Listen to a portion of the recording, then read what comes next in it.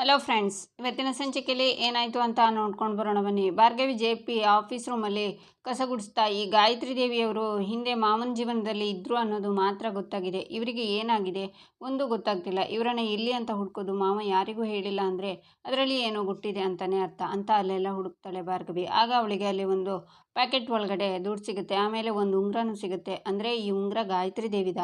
ಅವ್ರ ನೆನಪಿಗೋಸ್ಕರ ಮಾವ ಈ ಉಂಗ್ರ ಇಟ್ಕೊಂಡಿದ್ದಾರಾ, ಇದೇನು ಅಂತ ಪತ್ತೆ ಹಚ್ಚಬೇಕು ಅಂತ ಯೋಚನೆ ಮಾಡ್ತಿರುವಾಗ ನಿರ್ಮಲಾ ಅಂತ ಜೆ.ಪಿ ಬಂದು ಯಾಕೋ ತುಂಬ ತಲೆನೋಯ್ತಿದೆ, ಒಂದು ಕಪ್ ಕಾಫಿ ತಗೊಂಬಾ ಅಂತಾರೆ. ಆಗ ಗಾಬರಿನಲ್ಲಿ ಭಾರ್ಗವಿ ಕೈನಲ್ಲಿರೋ ಉಂಗ್ರ ಕೆಳಗಡೆ ಬೀಳುತ್ತೆ.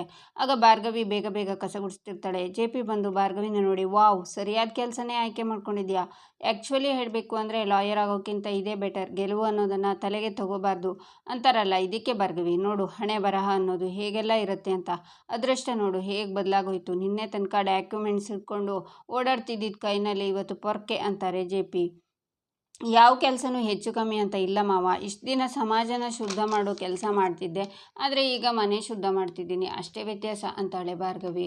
ಹೌದೌದು, ಇದನ್ನು ಹೇಳ್ಕೊಂಡೆ ಈ ಸ್ಥಿತಿಗೆ ಬಂದುಬಿಟ್ಟೆ. ಆ್ಯಕ್ಚುಲಿ ನಾನು ನಿನ್ನ ಹತ್ರ ವಾದ ಮಾಡಲೇಬಾರ್ದು, ಯಾಕಂದರೆ ನೀನು ನನ್ನ ಎದುರಾಳಿನೇ ಅಲ್ಲ.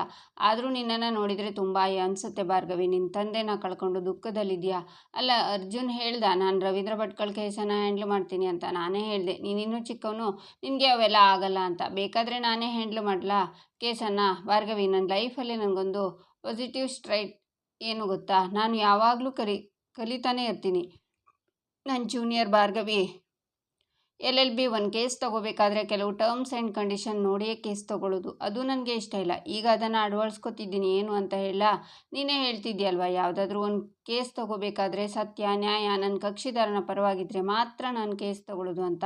ಅವರು ಯಾವ ತರಹನೂ ಮೋಸ ಮಾಡಿರಬಾರ್ದು, ದುಡ್ಡು ಹೊಡೆದಿರ್ಬೋದು. ಈಗ ರವೀಂದ್ರ ಭಟ್ಕಳ ಕೇಸಲ್ಲೂ ಅದು ಅನ್ವಯ ಆಗುತ್ತಲ್ವ. ಈ ಟರ್ಮ್ಸ್ ಸೂಟ್ ಆದರೆ ನಾನು ಈ ಕೇಸ್ ತೊಗೋಬೋದಲ್ವಾ ಅಂತಾರೆ ಜೆ.ಪಿ. ಭಾರ್ಗವಿ ಸಿಟ್ಟಿಂದ ಸುಮ್ಮನೆ ಕಸ ಗುಡಿಸ್ತಾ ಇರ್ತಾಳೆ. ಆಗ ಕೆಳಗೆ ಬಿದ್ದಿರೋ ಉಂಗ್ರ ಈಚೆ ಬರುತ್ತೆ. ಅದನ್ನು ಜೆ.ಪಿ ಶಾಕ್ನಿಂದ ನೋಡ್ತಾರೆ. ಈಚೆ ಅರ್ಜುನ್ ಹೊರಗಡೆ ಗಾರ್ಡನಲ್ಲಿ ನಿಂತಿರ್ತಾನೆ. ಆಗ ಶ್ರೀಮಂತ ಬಂದು, ಅಳಿಮಯ್ಯ ಇದೇನಿದು, ಅಶೋಕವನದಲ್ಲಿ ಸೀತೆ ಇರೋ ಹಾಗೆ ಒಬ್ಬನೇ ಏನು ಯೋಚನೆ ಮಾಡ್ತಿದ್ಯಲ್ಲ ಅಂತಾನೆ. ಏನಿಲ್ಲ ಮಾವ ಅಂತಾನೆ ಅರ್ಜುನ್. ಅಳಿಮಯ್ಯ, ಚಿಂತೆ ನಿನ್ನ ಮುಖದಲ್ಲಿ ಎದ್ದು ಕಾಣ್ತಿದೆ, ನನ್ನ ಹತ್ರನೇ ಯಾಕೋ ಮುಚ್ಚುಮರೆ ಮಾಡ್ತಿದ್ಯಾ, ಅದೇನು ವಿಷಯ ಅಂತ ನನ್ನ ಹತ್ರ ಹೇಳ್ಬಾರ್ದಾ ಅಂತಾನೆ ಶ್ರೀಮಂತ. ಭಾರ್ಗವಿ ಡಲ್ ಆಗಿರೋದನ್ನು ನೋಡೋಕ್ಕಾಗ್ತಿಲ್ಲ ಮಾವ. ಮೊದಲು ಸಂಧ್ಯಾ ಕೇಸ್ ಅಂತಾಯಿತು, ಆಮೇಲೆ ನಾನು ಹೇಳಿದೆ ಮದುವೆ ಆದೆ ಅನ್ನೋದು ಈ ಮನೆಯಲ್ಲಿ ಅವರಿಗೆ ಅವಮಾನ. ಇನ್ನೇನು ಭಾರ್ಗವಿಯವರು ತವ್ರ ಮನೆಗೆ ಹೋಗಿ ಖುಷಿಯಾಗಿರ್ತಾರೆ ಅನ್ನೋಷ್ಟರಲ್ಲಿ ಮಾವನ್ನೇ ಕಳ್ಕೊಂಡ್ವಿ. ಈಗ ನೋಡು ಮೊದಲಿನ ಹಾಗೆ ಮನೆಯವರೆಲ್ಲ ಭಾರ್ಗವಿಯವರನ್ನೇ ಟಾರ್ಗೆಟ್ ಮಾಡಿ ಮಾತಾಡ್ತಿದ್ದಾರೆ. ನಡೆದಿರೋದಕ್ಕೆಲ್ಲ ಅವರೇ ಕಾರಣ ಅಂತ ಟೀಸ್ ಮಾಡ್ತಿದ್ದಾರೆ. ನಾನು ಅವರನ್ನು ಮದುವೆ ಆದಾಗಿಂದ ದುಃಖ ಅನ್ನೋದು ಅವರಿಗೆ ತಪ್ಪಿದ್ದಲ್ಲ. ಒಂದರ್ಥದಲ್ಲಿ ಇದಕ್ಕೆಲ್ಲ ನಾನೇ ಕಾರಣ ಅಂತ ಗಿಲ್ಟ್ ಆಗ್ತಿದೆ ಅಂತಾನೆ ಅರ್ಜುನ್. ಅಳಿಮಯ್ಯ, ಎಲ್ಲ ದರಿದ್ರಕ್ಕೂ ಶನೇಶ್ವರನೇ ಕಾರಣ ಅನ್ನೋ ಥರ ಹೇಳ್ತಿದ್ಯಲ್ಲ. ಕಾಲ ಹಂಗಿತ್ತು, ತಪ್ಪು ನಡೆದೋಯ್ತು. ಈಗೇನು, ನನ್ನ ಮಗಳು ಭಾರ್ಗವಿ ಖುಷಿಯಾಗಿರಬೇಕು ಅಷ್ಟೇ ತಾನೇ ಅಂತಾನೆ ಶ್ರೀಮಂತ. ಹೌದು ಮಾವ ಅಂತಾನೆ ಅರ್ಜುನ್. ನಿನ್ನ ಪ್ರೇಮ ಸಮಸ್ಯೆಗೆ ಪರಿಹಾರ ಈ ಶ್ರೀಮಂತನಲ್ಲಿದೆ ಅಂತ ಅವನಿಗೆ ಗುಟ್ಟನ್ನು ಹೇಳ್ತಾನೆ ಶ್ರೀಮಂತ. ಈಚೆ ಜೆ.ಪಿ ಹೋಗಿ ಆ ಉಂಗ್ರನ ತಗೊಂಡು ನೋಡ್ತಾರೆ. ಆಗ ಭಾರ್ಗವಿ, ಇದು ಇಲ್ಲಿತ್ತಾ, ಕೊಡಿ ಮಾವ ಅಂತಾಳೆ. ಇದು ನಿನ್ಗ್ಯಾಕೆ ಬೇಕು ಅಂತಾರೆ ಜೆ.ಪಿ. ಅಯ್ಯೋ, ನಿಮ್ಗ್ಯಾಕೆ ಬೇಕು ಅಂದರೆ ಇದು ಅತ್ತೆ ಉಂಗ್ರ ತಾನೆ, ಅತ್ತೆ ಅಂತ ಕೂಗ್ತಾಳೆ ಭಾರ್ಗವಿ. ಆಗ ಜೆ.ಪಿ ಶಾಕ್ನಿಂದ, ಕಿರ್ಚಬೇಡ, ನಾನೇ ಇದನ್ನು ಅವಳಿಗೆ ಕೊಡ್ತೀನಿ, ಮೊದಲು ನೀನು ಇಲ್ಲಿಂದ ಹೊರಡು ಅಂತಾರೆ. ಆಗ ಭಾರ್ಗವಿ ಈಚೆ ತಿರುಗಿ ಉಂಗ್ರ ನೋಡಿ ಅವರ ಎಕ್ಸ್ಪ್ರೆಷನ್ ಚೇಂಜ್ ಆಗೋಯ್ತಲ್ಲ ಅಂತ ಯೋಚನೆ ಮಾಡಿ, ಮಾವ, ನಮ್ಮ ಅಪ್ಪನ ಕೇಸನ್ನು ನೀವಾಗಲೇ ಅರ್ಜುನಾಗಲಿ ತಗೊಳ್ಳೋ ಅವಶ್ಯಕತೆ ಇಲ್ಲ. ನಮ್ಮ ಕಾಲೇಜಲ್ಲಿ ಒಬ್ಬರು ಪ್ರೊಫೆಸರ್ ಇದ್ದಾರೆ, ಅವರು ಇದನ್ನು ಹ್ಯಾಂಡ್ಲ್ ಮಾಡ್ತಾರೆ. ಅವ್ರ ಹೆಸರು ಗಾಯತ್ರಿ ದೇವಿ ಅಂತ. ಇದೇನು ಮಾವ, ನಮ್ಮ ಕಾಲೇಜ್ ಪ್ರೊಫೆಸರ್ ಹೆಸರು ಹೇಳಿದ ತಕ್ಷಣ ಇಷ್ಟೊಂದು ಭಯ ಬೀಳ್ತಿದ್ದೀರಲ್ಲ. ಅವರು ನಿಮ್ಮಷ್ಟು ದೊಡ್ಡ ಲಾಯರ್ ಅಲ್ಲ ಬಿಡಿ ಮಾವ. ತಲೆನೋವು ಅಂತ ಇದ್ರಲ್ಲ, ಕಾಫಿ ಮಾಡ್ಕೊಂಡು ಬರಲಾ ಅಂತಾಳೆ ಭಾರ್ಗವಿ. ಹೋಗು ಅಂತ ಕೈಯಲ್ಲಿ ಸನ್ನೆ ಮಾಡ್ತಾರೆ ಜೆ.ಪಿ. ಆಗ ಭಾರ್ಗವಿ ಮುಂದೆ ಹೋಗಿ ತಿರುಗಿ ಅವರನ್ನು ನೋಡಿ ಮತ್ತೆ ಅಲ್ಲಿಂದ ಹೋಗ್ತಾಳೆ. ಈ ಉಂಗ್ರ ಇವಳಿಗೆ ಹೇಗೆ ಸಿಕ್ತು, ಭಾರ್ಗವಿ ಬಾಯಲ್ಲಿ ಆ ಹೆಸರು ಹೇಗೆ ಬರೋಕ್ಕೆ ಸಾಧ್ಯ ಅಂತ ಯೋಚನೆ ಮಾಡ್ತಾರೆ ಜೆ.ಪಿ. ಈಚೆ ಭಾರ್ಗವಿ ಅರ್ಜುನ್ ಜೊತೆ ನಡ್ಕೊಂಡು ಬರ್ತಾ ಎಲ್ಲಿಗೆ ಹೋಗ್ತಿದ್ದೀವಿ ನಾವು, ಎಲ್ಲಿ ಕರ್ಕೊಂಡು ಹೋಗ್ತಿದ್ದೀರಾ ಅಂತಾಳೆ. ಸರ್ಪ್ರೈಸ್ ಅಂದೆ ತಾನೇ, ಇನ್ನೊಂದು ಸ್ವಲ್ಪ ಹೊತ್ತಲ್ಲಿ ಗೊತ್ತಾಗುತ್ತೆ, ನನ್ನ ಜೊತೆ ಬನ್ನಿ ಅಂತಾನೆ ಅರ್ಜುನ್. ಆಗ ಅರ್ಜುನ್ಗೆ ವಂದನಾ ಕಾಲ್ ಮಾಡ್ತಾಳೆ. ರಿಸೀವ್ ಮಾಡಿ ಅಂತಾಳೆ ಭಾರ್ಗವಿ. ಬೇಡ ಭಾರ್ಗವಿ, ಸುಮ್ಮನೆ ತಲೆ ತಿಂತಾಳೆ. ಅಷ್ಟಕ್ಕೂ ಅವಳಿಂದ ದೂರ ಇದ್ದಷ್ಟು ನಮಗೆ ಒಳ್ಳೆಯದು. ನೀವು ಒಟ್ಟಿಗೆ ಟೈಮ್ ಸ್ಪೆಂಡ್ ಮಾಡಬೇಕು ಅಂತ ಬಂದಿದ್ದೀವಲ್ವಾ, ನಮ್ಮ ಮಧ್ಯದಲ್ಲಿ ಅವಳ ಹೆಸರು ಬರೋದು ಬೇಡ. ತಗೊಳ್ಳಿ ಅಂತ ಒಂದು ಪ್ಯಾಕೆಟನ್ನು ಕೊಡ್ತಾನೆ ಅರ್ಜುನ್. ಏನು ಪಾರ್ಥ ಇದು ಅಂತಾಳೆ ಭಾರ್ಗವಿ. ಇದರಲ್ಲೇ ನಿಮ್ಗೆ ಇಷ್ಟವಾದ ಕಲರ್ ಡ್ರೆಸ್ ಇದೆ, ಹಾಕ್ಕೊಂಡು ಬನ್ನಿ. ಅಲ್ಲ ಪಾರ್ಥ ಇವಾಗ ಅಂತ ಭಾರ್ಗವಿ ಶಾಕ್ನಿಂದ ಅರ್ಜುನ ನೋಡ್ತಾಳೆ. ಅರ್ಜುನ್ ಆಗ ಭಾರ್ಗವಿ ಕೈ ಹಿಡ್ಕೊತಾನೆ. ನನಗೋಸ್ಕರ ನೀವು ಏನೆಲ್ಲ ಸಾಹಸ ಮಾಡಿದ್ದೀರಾ, ನಿಮಗೋಸ್ಕರ ನಾನು ಇಷ್ಟು ಮಾಡಲ್ವಾ 10 ನಿಮಿಷದಲ್ಲಿ ಹಾಕ್ಕೊಂಡು ಬರ್ತೀನಿ ಅಂತ ಪ್ಯಾಕೆಟ್ ತೊಗೊಂಡು ಭಾರ್ಗವಿ ಹೋಗ್ತಾಳೆ. ಆಗ ವಂದನಾ ಮತ್ತೆ ಅರ್ಜುನ್ಗೆ ಕಾಲ್ ಮಾಡ್ತಾಳೆ.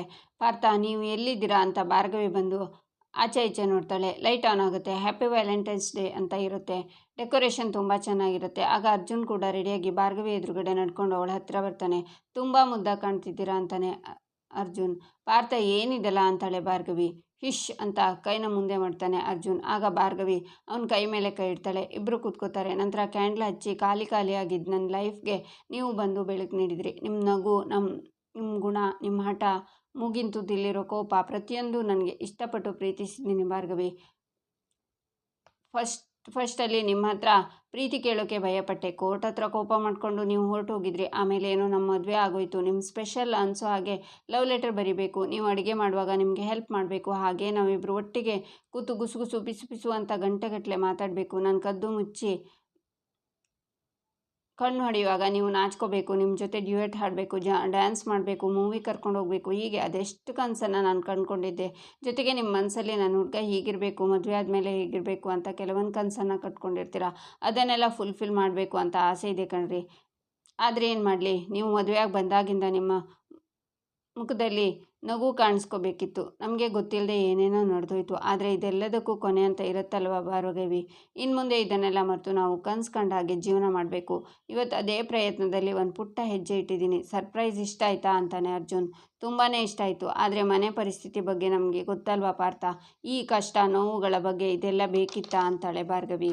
ಖಂಡಿತ ಬೇಕಿತ್ತು. ಇಂಥ ಚಿಕ್ಕ ಮೆಮೊರೀಸ್ ಅಲ್ವಾ ನಮ್ಮ ಜೀವನದ ಜರ್ನಿನಲ್ಲಿ ಫುಲ್ಫಿಲ್ ಆಗಿ ಮಾಡೋದು. ಮುಂದೊಂದು ದಿನ ನಾವಿಬ್ಬರು ಹಣ್ಣು ಮುದುಕ ಆದಾಗಲೂ ಹೀಗೆ ನಾನು ನಿಮಗೆ ಸರ್ಪ್ರೈಸ್ ಕೊಡ್ತೀನಿ. ನಿಮ್ಮ ಮುಖದಲ್ಲಿ ಆ ನಗು ನೋಡೋಕ್ಕೆ ನಾನು ಏನು ಬೇಕಿದ್ರೂ ಮಾಡ್ತೀನಿ ಅಂತಾನೆ ಅರ್ಜುನ್. Thank you Partha. ಇಷ್ಟೆಲ್ಲ ಅರೇಂಜ್ಮೆಂಟ್ಸ್ ಮಾಡಿದವರು ನೀವೇ ಕೇಕ್ ಕಟ್ ಮಾಡಿ ಅಂತಾಳೆ ಭಾರ್ಗವಿ. ಅರ್ಜುನ್ ಕೇಕ್ ಕಟ್ ಮಾಡಿ ಭಾರ್ಗವಿ ತಿನ್ನಿಸ್ತಾನೆ. ಭಾರ್ಗವಿನೂ ಅರ್ಜುನ್ಗೆ ಕೇಕ್ ತಿನ್ನಿಸ್ತಾಳೆ. ನಂತರ ಅರ್ಜುನ್ ಭಾರ್ಗವಿ ಕೈ ಹಿಡ್ಕೊತಾನೆ. ಇಬ್ಬರು ಡ್ಯಾನ್ಸ್ ಮಾಡ್ತಾರೆ. ನಂತರ 1 ನಿಮಿಷ ಅಂತ ಅರ್ಜುನ್ ಆಚೆ ಹೋಗಿ ರೋಸ್ ಬೊಕ್ಕೆನ ತಂದು ಮೊಣಕಾಲೂರಿ, ಪ್ರೀತಿ ಇಲ್ಲದ ಮೇಲೆ ಹೂವು ಅರಳಿತು ಹೇಗೆ, ಮೋಡ ಕಟ್ಟಿತು ಹೇಗೆ, ಹನಿ ಒಡೆದು ಕೆಳಗಿಳಿದು ನೆಲಕ್ಕೆ ಹಸಿರು ಮೂಡಿತು ಹೇಗೆ, ನಮ್ಮ ಪ್ರೀತಿನೂ ಅಷ್ಟೇ ನಿಷ್ಕಲ್ಮಶವಾದದ್ದು. ನೀವು ಇಲ್ಲದೆ ಇರೋ ಈ ಜೀವನನ ನನಗೆ ಊಹೆ ಮಾಡ್ಕೊಳ್ಳೋಕ್ಕೂ ಸಾಧ್ಯ ಇಲ್ಲ. ಕಷ್ಟ ಸುಖ ಅದೇನೇ ಇರಲಿ, ನೀವಿಡೋ ಪ್ರತಿಯೊಂದು ಹೆಜ್ಜೆಲೂ ಈ ಪಾರ್ಥ ನಿಮ್ಮ ಜೊತೆ ಭಾಳ ಸಂಗತಿಯಾಗಿರ್ತಾನೆ. ಐ ಲವ್ ಯು ಅಂತಾನೆ ಪಾರ್ಥ. ಆಗ ವಂದನಾ ರೋಸ್ ಬೊಕ್ಕೆನ ಹಿಡ್ಕೊಂಡು ಐ ಲವ್ ಯು ಟೂ ಅಂತಾಳೆ. ಶಾಕ್ನಿಂದ ಭಾರ್ಗವಿ ಮತ್ತು ಅರ್ಜುನ್ ಆಚೆ ಕಡೆ ನೋಡ್ತಾರೆ. ಈಚೆ ಜೆ.ಪಿ. ಶಕ್ತಿ ಹತ್ರ ಫೋನಲ್ಲಿ ಈ ಕೇಸ್ ಫೈಲ್ ಏನು ಮುಚ್ಚೋಯ್ತು ಶಕ್ತಿ, ಆದರೆ ಆ ನೆನಪು ನನ್ನನ್ನು ಮತ್ತೆ ಕಾಡ್ತಿದೆ ಅಂತಾರೆ. ಅದನ್ನು ಬೃಂದ ಕೇಳಿಸ್ಕೊತಾ ನಿಂತ್ಕೋತಾಳೆ. ಯಾರು ನೆನಪು ಅಂತಾರೆ ಶಕ್ತಿ. ಗಾಯತ್ರಿ ದೇವಿ ಅಂತಾರೆ ಜೆ.ಪಿ. ಅವಳ ನೆನಪಲ್ಲಿ ಈಗಿರೋ ನಿನ್ನ ಸಂಸಾರನ ಹಾಳು ಮಾಡ್ಕೋಬೇಡ ಅಂತಾರೆ ಶಕ್ತಿ.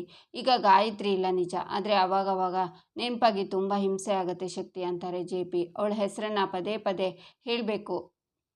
ಹೇಳಬೇಕಾ, ಅದನ್ನು ಕೇಳಿಸ್ಕೊಂಡು ಇನ್ನೇನು ಅವಾಂತರ ಆಗೋದು ಬೇಡ ಅಂತಾರೆ ಶಕ್ತಿ.